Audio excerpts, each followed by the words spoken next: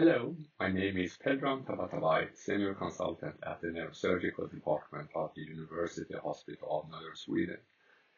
Today I will deliver a talk to you on the science behind DRG stimulation. Here is an overview of today's talk. I will start with a short introduction, followed by a section on the anatomy and radiographic features of the DRG. Next, we will cover a segment discussing the believed mechanism of action of DRG stimulation. And finally, I will conclude the section emphasizing the differences between the two therapies, SCS and DRG. So, let's get started. This is one of the milestone publications for SCS. Kemner and his colleagues published this paper back in year 2000 in the New England Journal of Medicine. In this study, they demonstrated that 50% of patients with CRPS achieved a 50% reduction in pain when treated with SCS. This finding led to what is known as the 50-50 rule. 24 years later, these results, which were considered very promising at the time, no longer seem impressive. As I will discuss during this presentation, I believe that the spinal cord is not an optimal target for addressing CRPS, and the mechanism leading to the chronic pain state. Today we can achieve substantially better results for this category of patients by offering DRG stimulation, a therapy that directly targets and influences the mechanism behind the disease. Let's start by looking at the anatomy and radiological features of the DRG.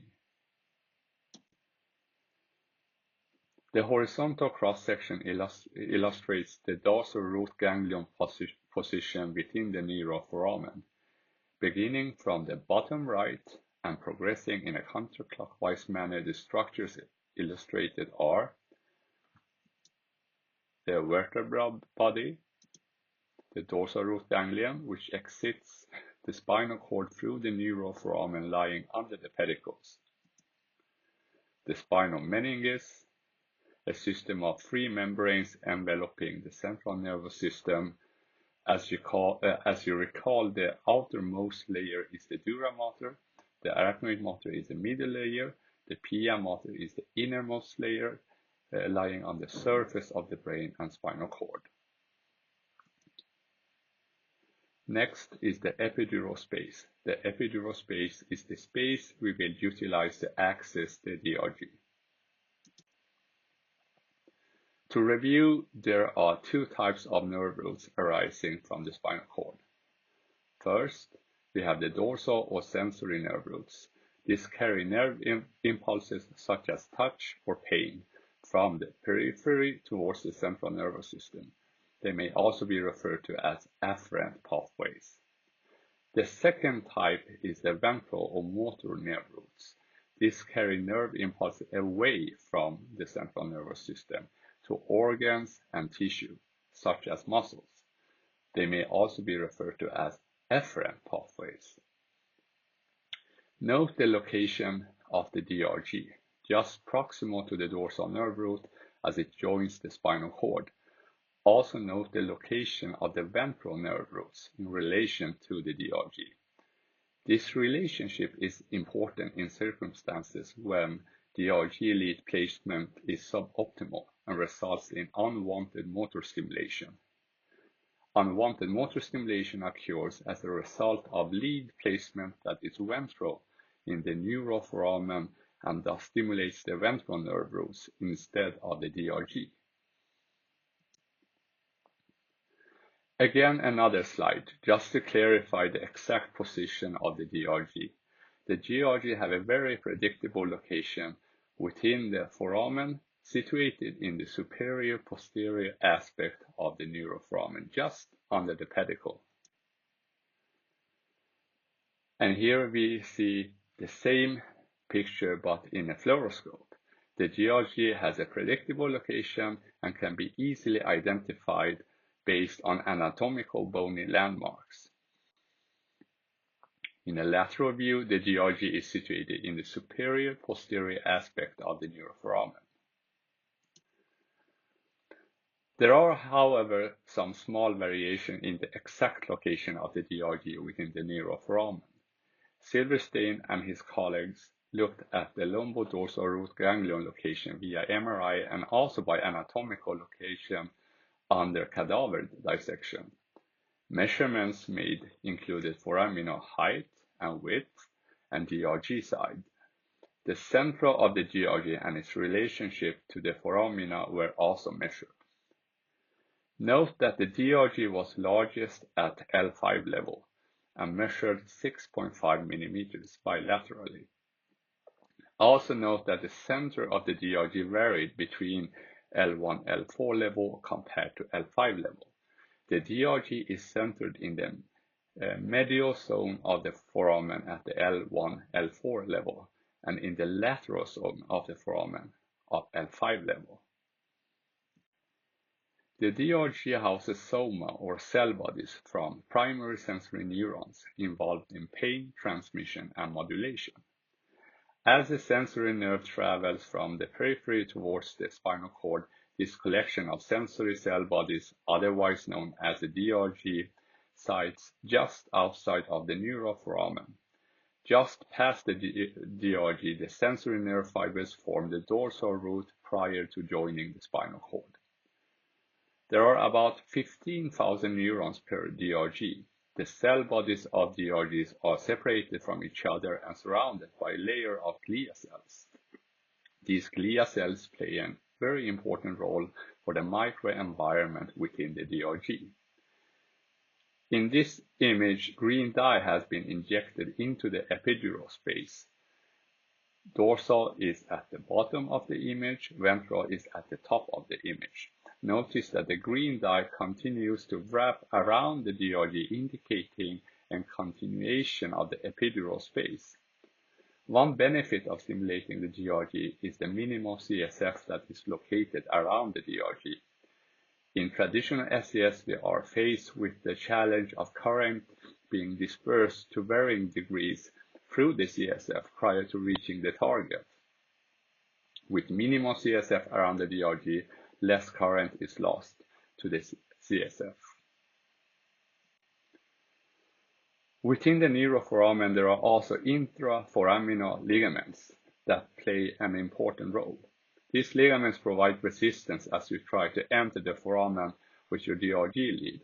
However, once you are past them and have pushed the lead beyond them, they actually help to keep the lead in place, creating a stable position for the lead within the foramen.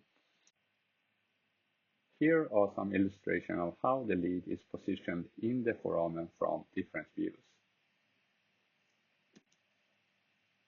Here we see an axial view, and here a lateral view. And finally, an overview illustration of the lead when it's in place within the neuroforamen, above the DRG, in the superior posterior aspect of the foramen. DRG stimulation is a targeted therapy, meaning that you have to think a bit differently compared to when you perform SCS. Especially if you are doing burst stimulation, where you more or less don't have to think about targeting at all. You can target a specific pain location by choosing the right DRG. For example, if you are targeting the groin area, you could go for the L1, L2 DRG. If you are targeting the knee area, you could go for the L3, L4 DRG. Or if you are targeting the foot area, the best DRGs to stimulate are the L5 and S1. In the 1960s and 1970s, ganglionectomies were performed in an attempt to reduce or eliminate pain. Osgood and his colleagues demonstrated in their publication on the left side of this slide that removing a single DRG typically did not result in complete reduction of pain. It was only after multiple levels were resected that pain was relieved. This suggests that there are interconnections or pathways of communication among DRGs. Subsequently, the existence of convergent and divergence pathways were confirmed. As we see on the right side of this slide, signals from multiple DRG converge at similar spinosynaptic locations. But also signals from single DRGs can diverge to multiple spinosynaptic locations. So the takeaway is that even though we have good mapping and dermatomes to guide lead placements for DRG stimulation, there are occasions where the physician may need to stimulate multiple segments to achieve desired results, or will have the benefit of achieving results at segment above or below the preferred location when the target is not accessible. The structure within the DRG is highly organized. The cell bodies are somatotopically arranged based on anatomical location within the DRG. So what does this mean? When you stimulate the DRG, sometimes you need to fine-tune the stimulation by finding the optimal setting for which contacts to use and the amount of electricity to supply. This ensures that you stimulate the correct part of the DRG, precisely covering the targeted area for your stimulation.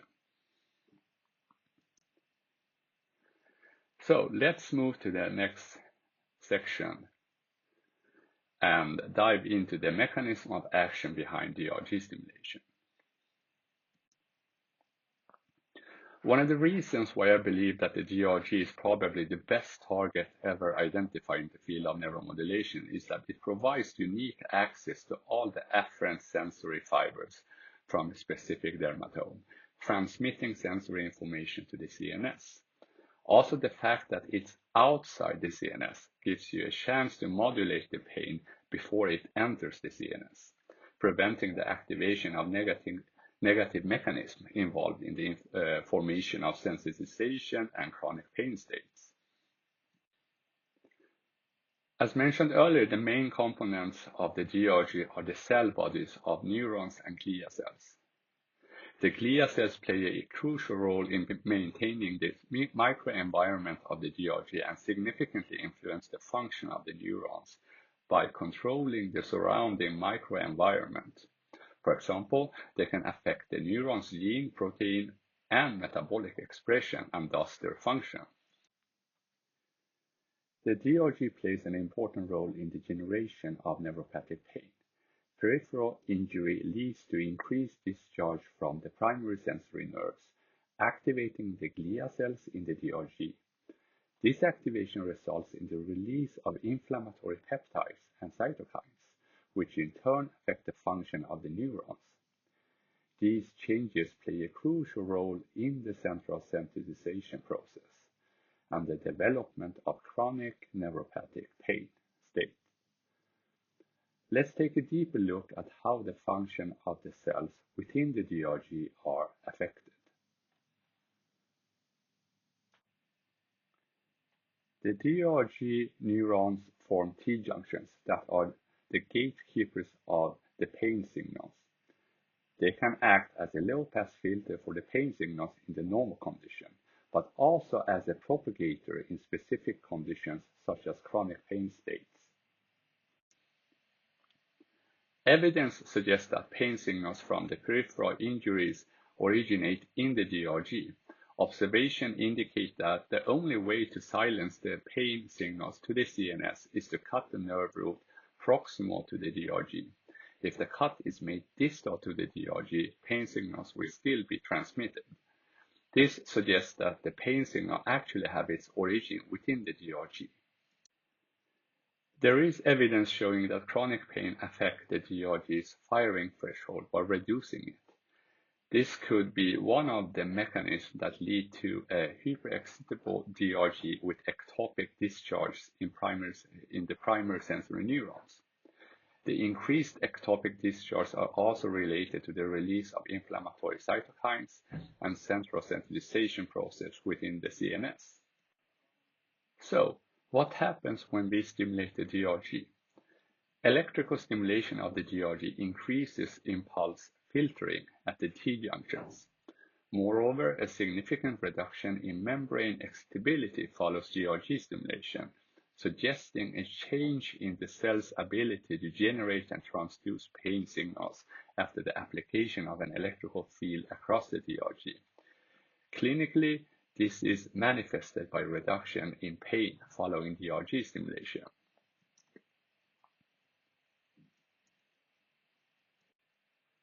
There are also evidence that lower frequency DRG stimulation effectively activates alpha-beta fibers and gating mechanism, similar to tonic spinal cord stimulation.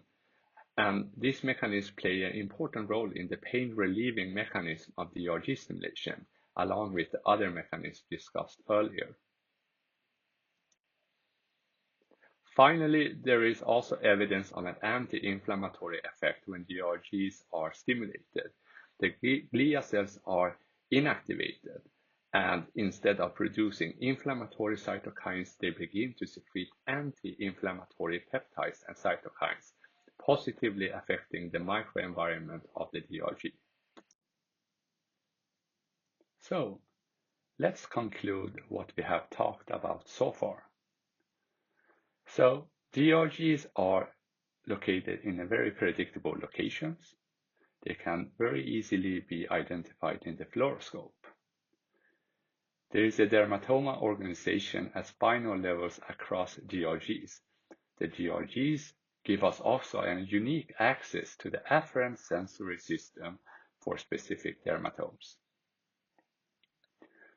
DRG is an important structure in generating and maintaining chronic pain following nerve injury. Experiments have shown that in many cases persistent chronic pain which began in the periphery is maintained by abnormal persistent spontaneous firing in the DRG. The neurons in the DRG forms T-junctions. These T-junctions act as natural low-pass filters for pain signals. Filtering is reduced in chronic pain states and is restored with DRG stimulation. The lower stimulation threshold of the DRG cells in chronic pain states can be normalized by DRG stimulation.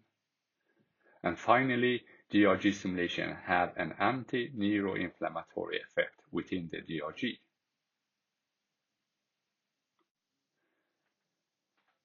We have now reached the last section of this talk. In this section, I will emphasize the difference between spinal cord stimulation and DRG stimulation. These two therapies are very different therapies. We have already discussed that the targets are different and also the mechanism of action are different. But as I will show, there are also significant differences in the implants for the two therapies. These implants have specific characteristics designed to make access to our targets as easy and risk-free as possible. When comparing the SCS lead to the DRG lead, the DRG lead is much thinner, softer, and have different spacing of the contacts. The lead design is different, and also the amplitude for DRG stimulation are in microamperes, while we use milliamperes for spinal cord stimulation. You have a specific delivery sheet designed to help deliver the lead into the neuroforamen with the minimal risk of damaging neurostructures. Inserting the thicker and stiffer SCS lead into the neuroforamen possesses more risk. And let's be honest, if something were to go wrong, it would be difficult to justify why the appropriate equipment wasn't used to minimize risk for the patient. Also, the fact that you only need microamperes for DRG stimulation compared to milliamperes for SCS makes it quite impractical to use the wrong equipment for this therapy. The thinner design and narrower spacing of DRG leads also allows for fine-tuning of stimulation to achieve highly targeted therapy, something that would not be possible with an SCS lead. So, we have reached the end of this talk. I hope this presentation has been insightful for you, and thank you for listening to me. Goodbye.